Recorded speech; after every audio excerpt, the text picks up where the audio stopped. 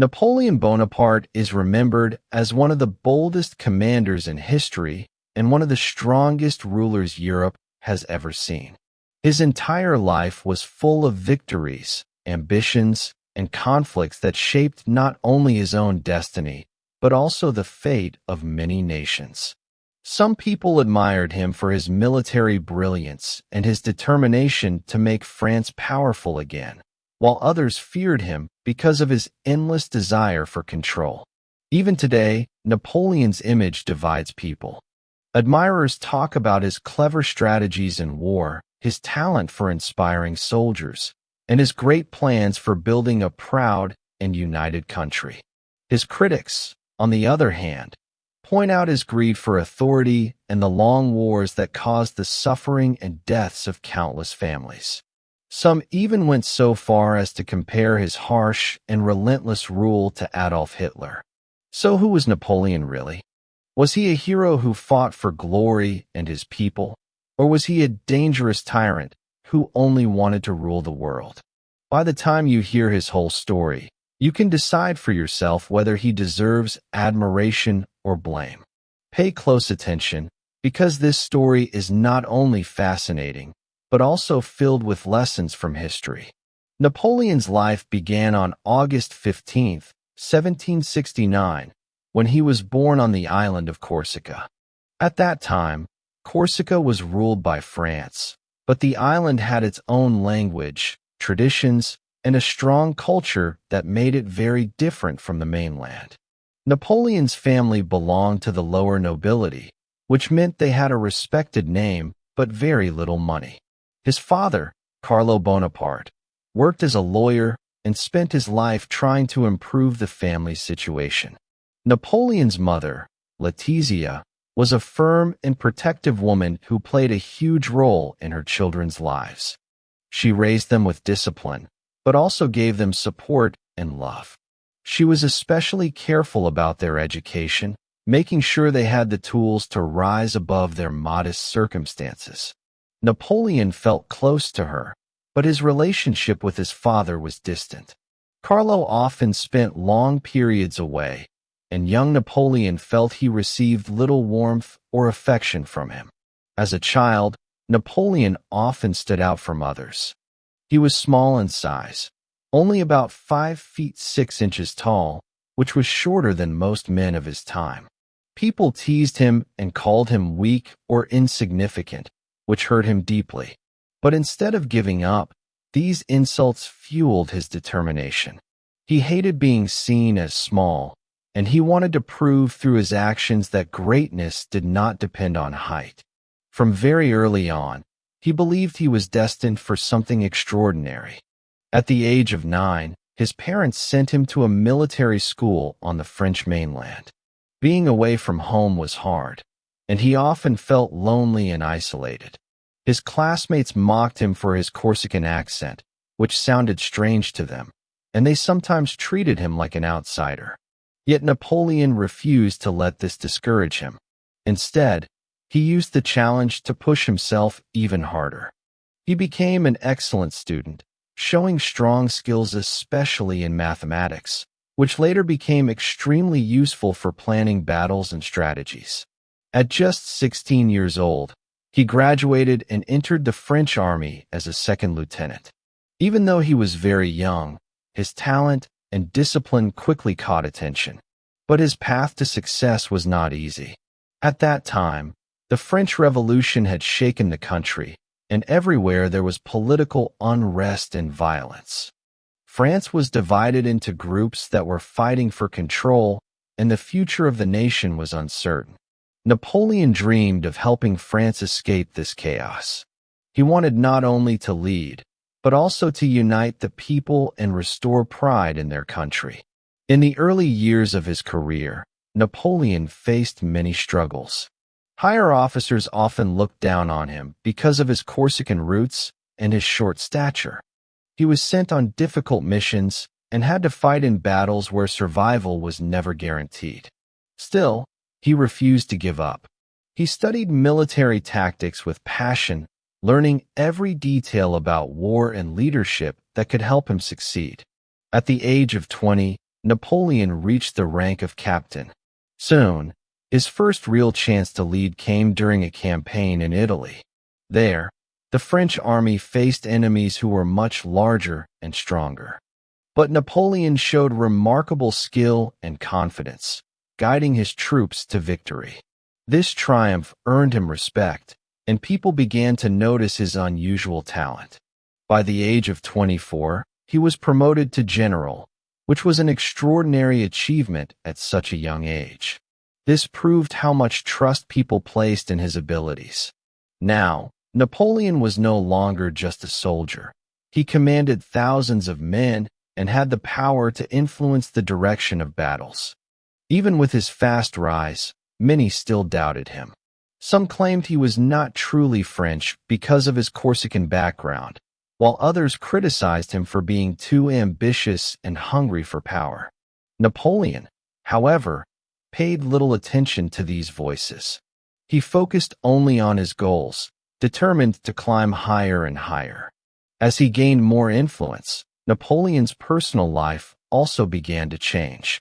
It was during this period that he met Josephine de Beauharnais, the woman who would completely capture his heart.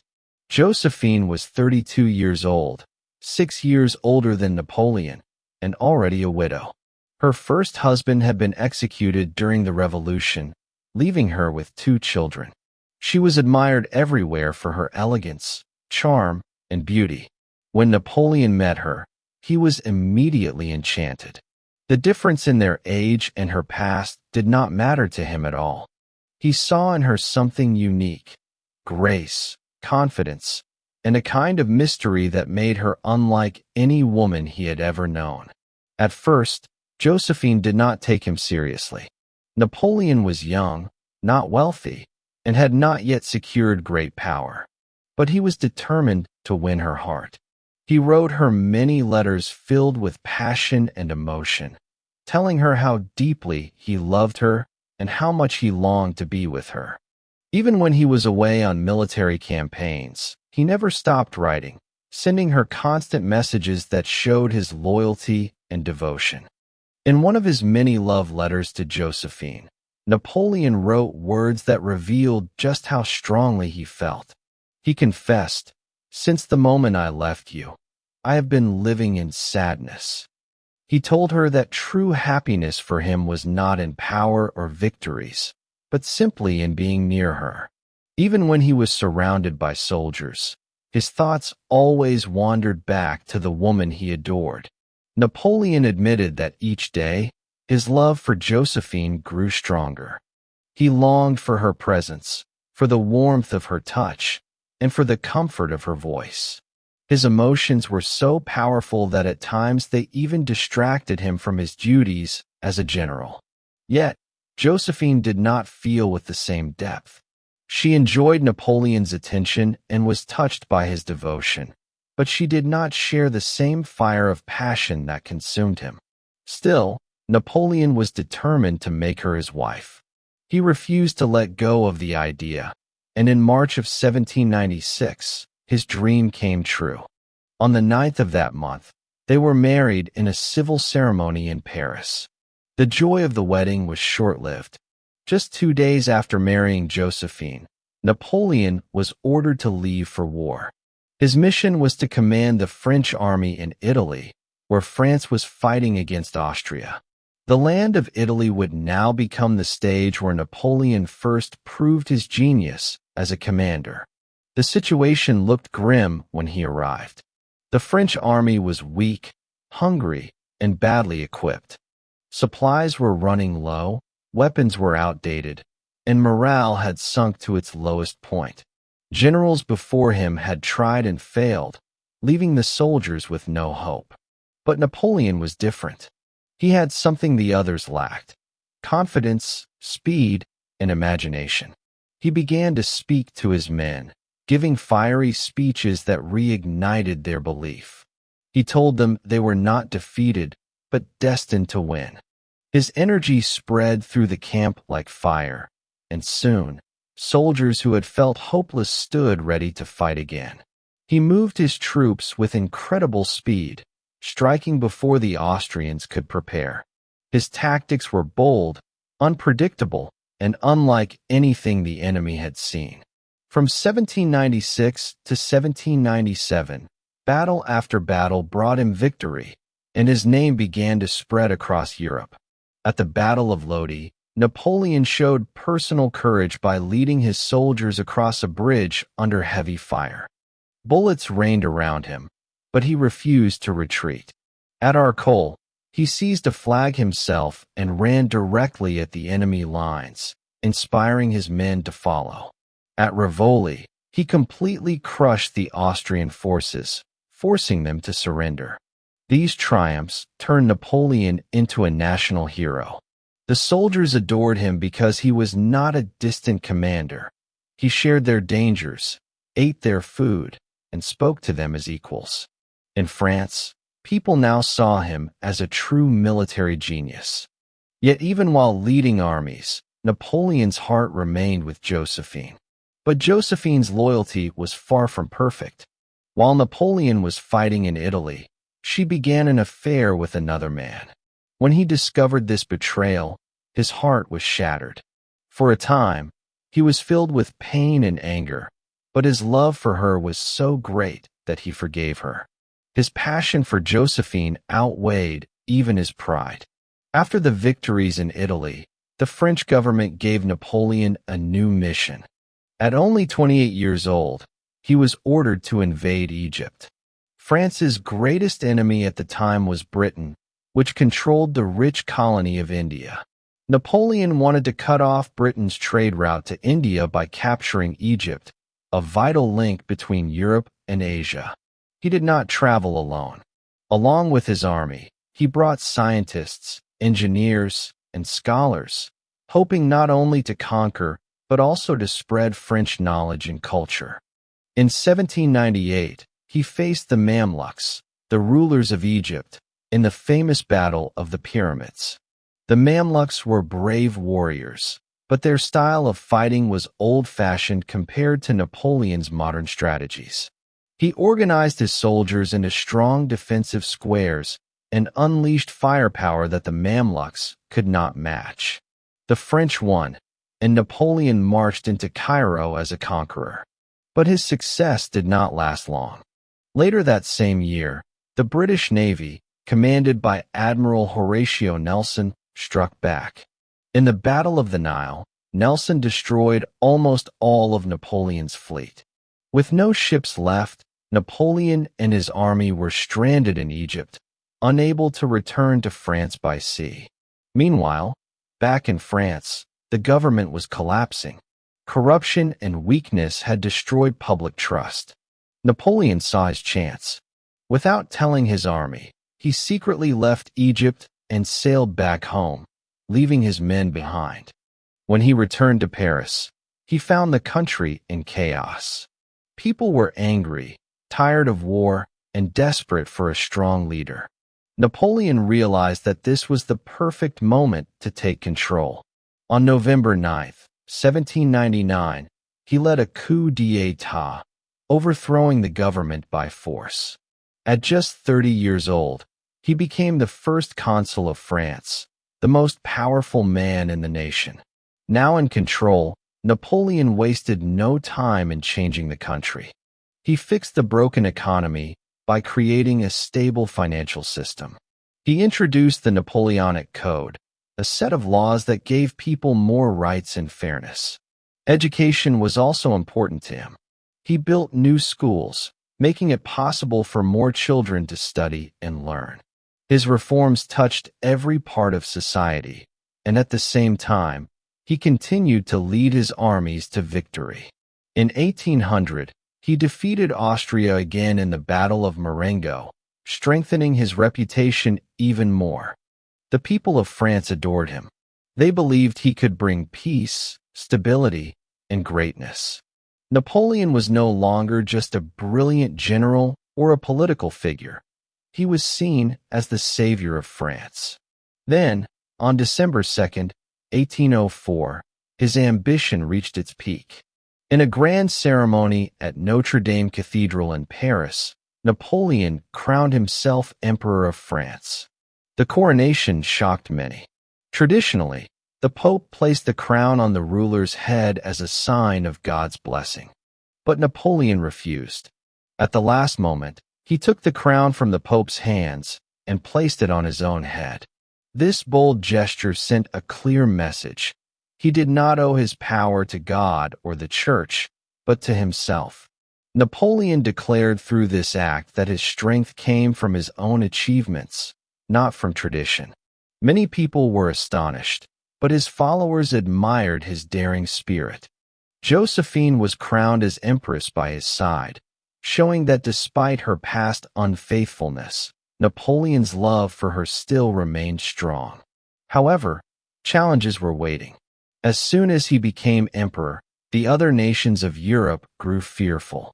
Britain, Austria, Russia, and Prussia all saw him as a danger to the balance of power. They worried he would try to conquer the entire continent, and they were right. Napoleon's dream was to build an empire greater than any other in Europe's history. To achieve this, he needed to defeat Britain, France's greatest rival. But Britain's navy was the strongest in the world, and Napoleon knew he could not beat them at sea. Instead, he turned to battles on land, where his skill could shine. Austria and Russia combined their forces, bringing together an army of 90,000 soldiers. Napoleon had only 68,000 men, and many expected him to lose. But once again, his brilliant mind came up with a plan. He pretended his army was weak and acted as though they were retreating. The Austrian and Russian commanders believed him and advanced carelessly. Then, at the exact right moment, Napoleon struck. His soldiers attacked from the center and the sides, surrounding the enemy. The battle turned into a masterpiece of strategy.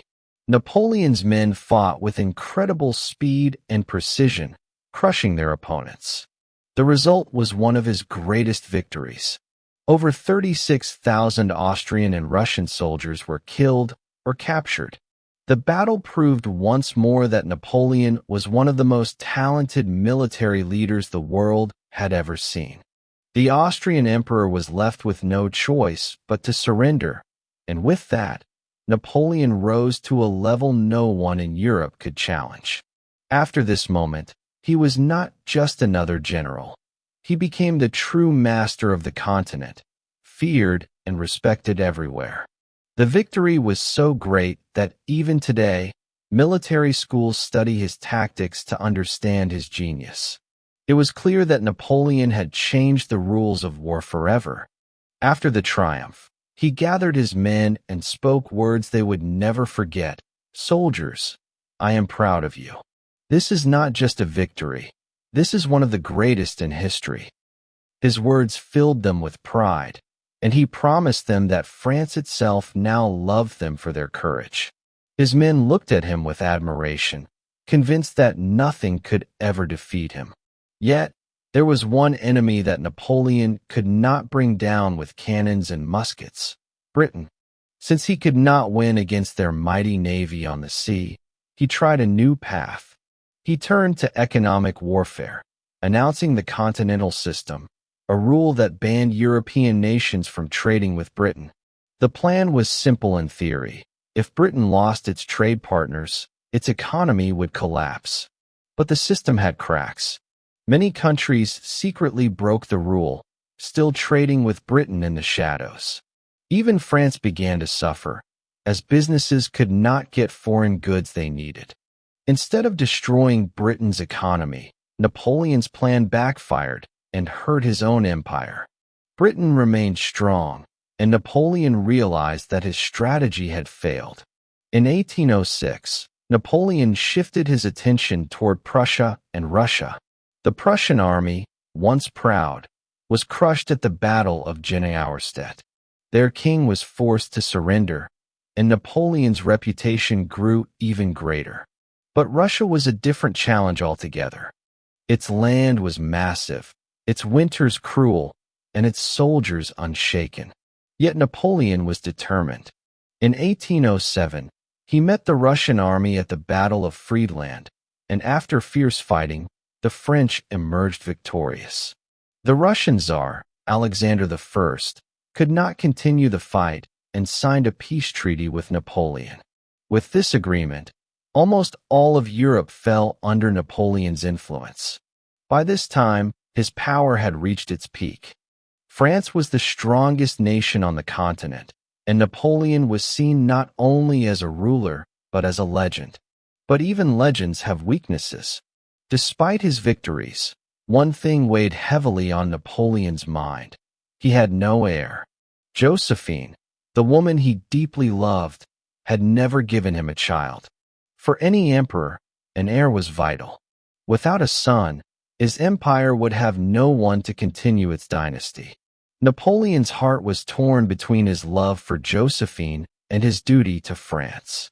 In 1809, he made the most painful decision of his life.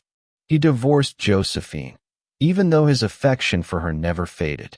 Both were devastated, and when Josephine left the palace, she wept uncontrollably. Later, Napoleon confessed, "Josephine, you were the only woman I truly loved."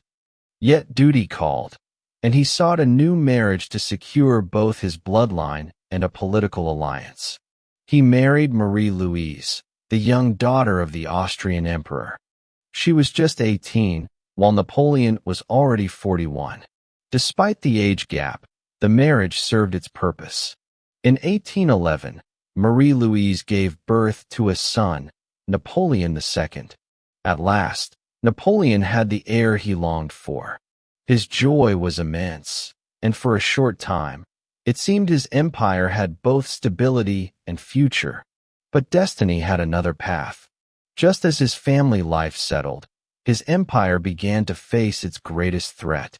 The turning point came with his most disastrous decision, invading Russia.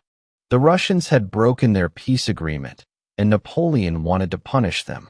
Confident in his power, he marched east with a colossal army of 600,000 soldiers. However, the Russians refused to fight a traditional battle.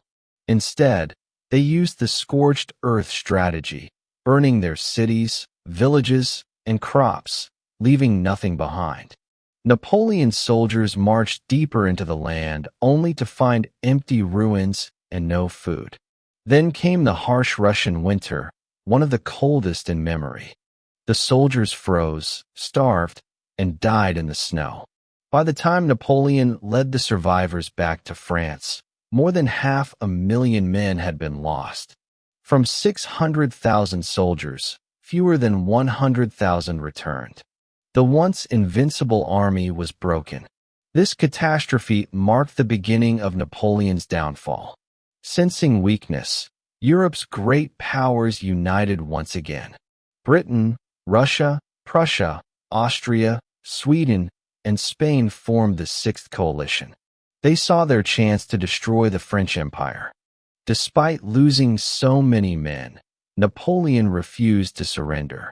With iron will, he gathered a new army, this time made up mostly of young, inexperienced recruits. Napoleon inspired them with fiery words. "Soldiers, we may have lost battles, but our honor remains untouched. France is still strong, and I will lead you to victory again." His determination sparked hope, but the reality was grim. He was now facing nearly all of Europe at once. In October 1813, the decisive clash came in Leipzig, Germany, the Battle of Nations. Napoleon commanded 200,000 men, but the coalition forces had 350,000, the largest European army ever seen before World War I. For 3 days, the French fought with bravery and skill, but the enemy's sheer numbers overwhelmed them. Betrayal struck at the worst moment. The Saxons, once Napoleon's allies, suddenly switched sides in the middle of battle, turning their weapons against the French. Chaos erupted. Napoleon's troops were trapped, and retreat became the only option. As his soldiers tried to escape, disaster struck again. A bridge was blown up too soon, cutting off thousands of men. Napoleon stood in despair, watching his soldiers drown in the river or fall to enemy fire. By the end of Leipzig, he had lost 80,000 troops, an unbearable blow. With his forces shattered, the coalition advanced into France. Enemy armies marched toward Paris itself. The French people, who had once seen Napoleon as their savior, now blamed him for their suffering and endless war. His generals came to him with heavy hearts and admitted the truth. "Emperor, we cannot fight anymore. We must surrender." Hearing these words broke Napoleon's spirit. The man who once ruled nearly all of Europe now faced the collapse of everything he had built. Napoleon had given every part of himself to France. For years, he fought battles, built an empire, and believed he was chosen to lead. But now, even the men who had once stood by him through countless wars had lost faith. Their loyalty had been broken by endless defeats and suffering. On April 6, 1814, Napoleon made the hardest choice of his life. He abdicated, stepped down from the throne, and for the first time in 2 decades, France no longer had him as its ruler. His enemies did not execute him, as many had feared. Instead, they decided to exile him far away to a small island called Elba, off the coast of Italy. The man who once ruled most of Europe was suddenly reduced to a prisoner on a rocky island. As he prepared to leave, he turned to his soldiers, his voice filled with sorrow. "France," he said, "I have given you everything, and now I must leave you." With tears in his eyes, he waved goodbye. His soldiers wept as well, knowing they might never see their leader again. It looked as if this was the end of Napoleon's story. But Napoleon Bonaparte was not the kind of man to accept defeat quietly. Only 10 months into his exile, he received news that changed everything. In France, King Louis XVIII had taken the throne, but the people did not love him. Many longed for the days of Napoleon's rule. The army, too, still carried deep loyalty to their old commander. Napoleon realized that his moment had come again. One night, he slipped away from Elba with just 1,000 soldiers and set sail back to France. When he landed on the French coast, he began marching toward Paris. The king, terrified, sent an army to stop him. As the two forces met, everyone held their breath. Napoleon walked forward, opened his coat, and revealed his chest. With a steady voice, he declared, "If there is any man among you who wants to kill his emperor, here I stand." For a moment, there was silence. Then, instead of firing, the soldiers cheered. They ran to him, shouting his name. In less than 20 days, Napoleon entered Paris as emperor once more. The comeback stunned the world.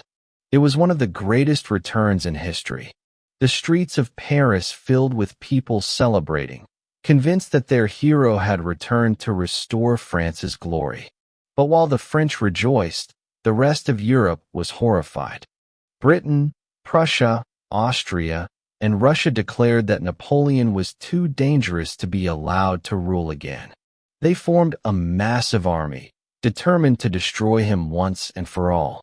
Napoleon's second reign, which history calls the 100 Days, had begun, but it would end quickly. The final test came on June 18, 1815, near a small village in Belgium called Waterloo. Napoleon faced the British army, led by the Duke of Wellington, and the Prussian army under General Blücher.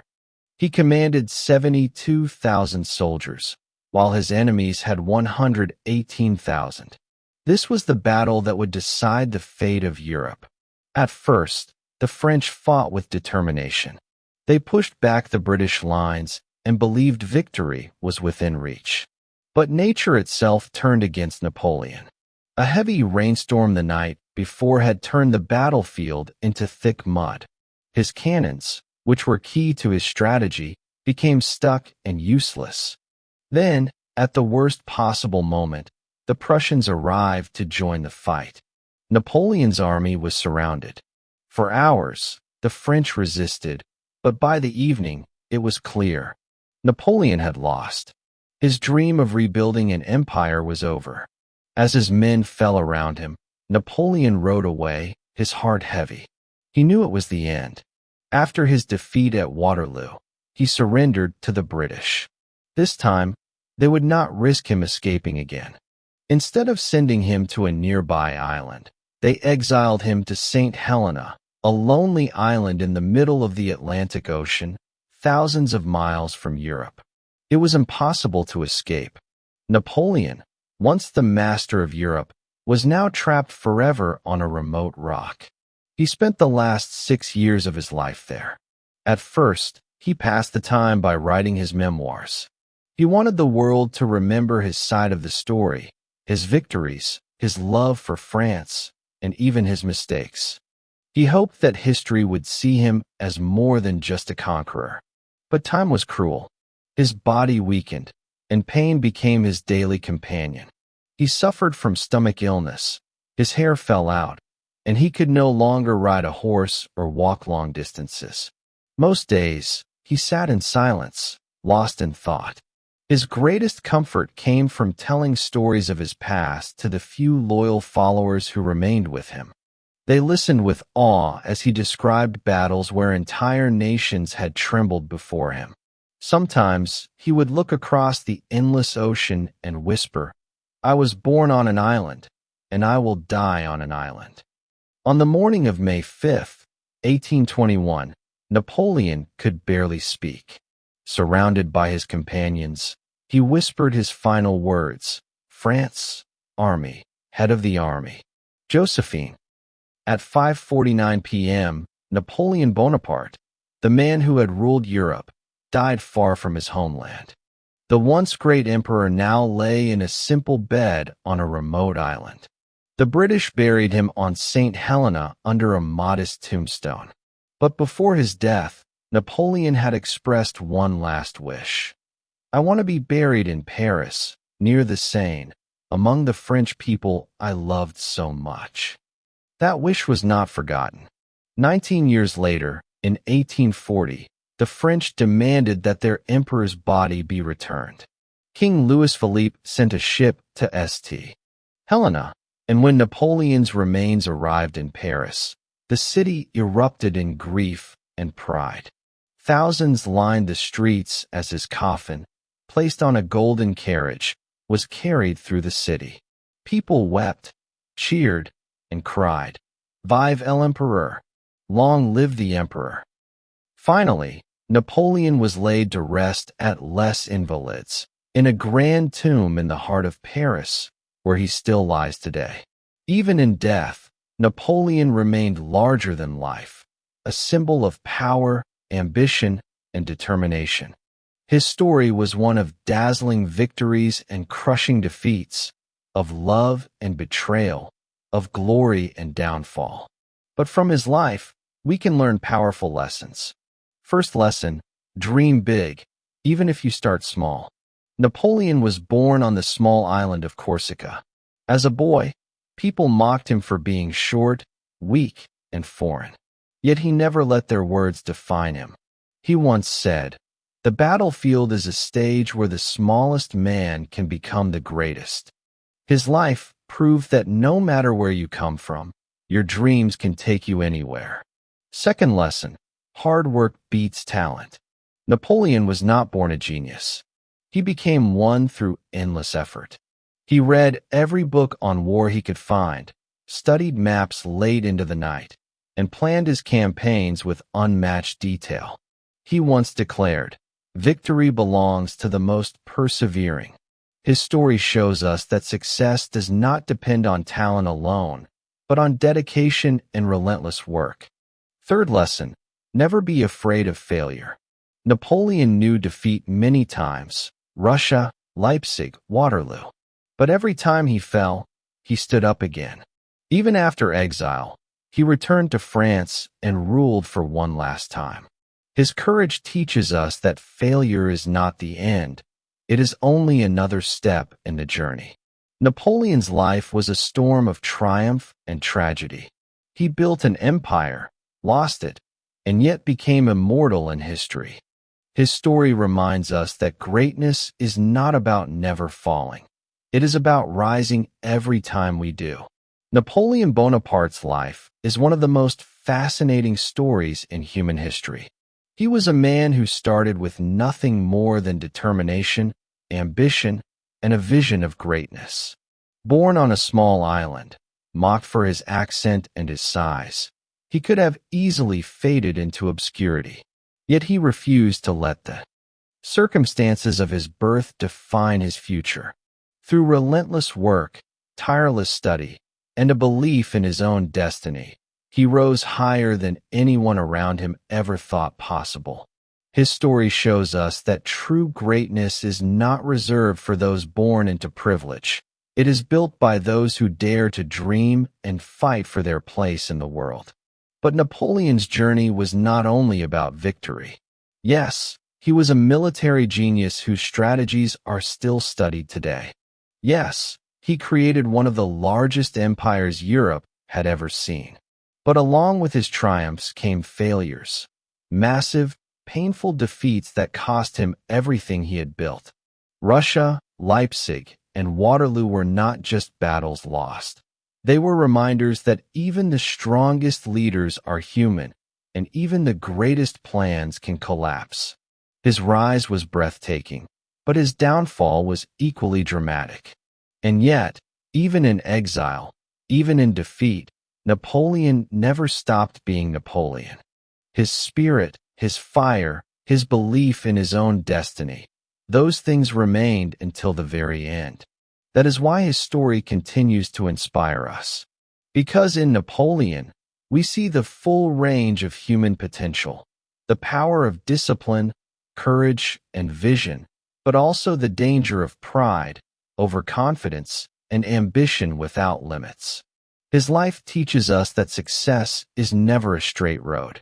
It is filled with victories and failures, with moments of glory and moments of despair. What defines a person is not whether they fall, but how they rise after the fall. Napoleon fell many times, yet he always stood up again, even when the whole world was against him. There are powerful lessons here for all of us. Dream big, even if others mock you. Work harder than anyone else, because perseverance can outshine natural talent. Be fearless in chasing your goals, but also wise enough to know your limits. And most importantly, remember that failure is not the end. It is simply another chapter in the story of your life. Napoleon's enemies thought they had silenced him forever, but history remembers his name louder than theirs. Why? Because his story speaks to the human spirit itself, bold, restless, unbreakable. So as we close this chapter of Napoleon's story, let us not only remember him as a general or an emperor. Let us remember him as a symbol of what a single human being can achieve through vision, will, and courage. His empire may have crumbled, but his legacy endures. And perhaps the greatest lesson of all is this: no matter where you begin, no matter how many times you fall, your life can still echo through history if you dare to live it boldly.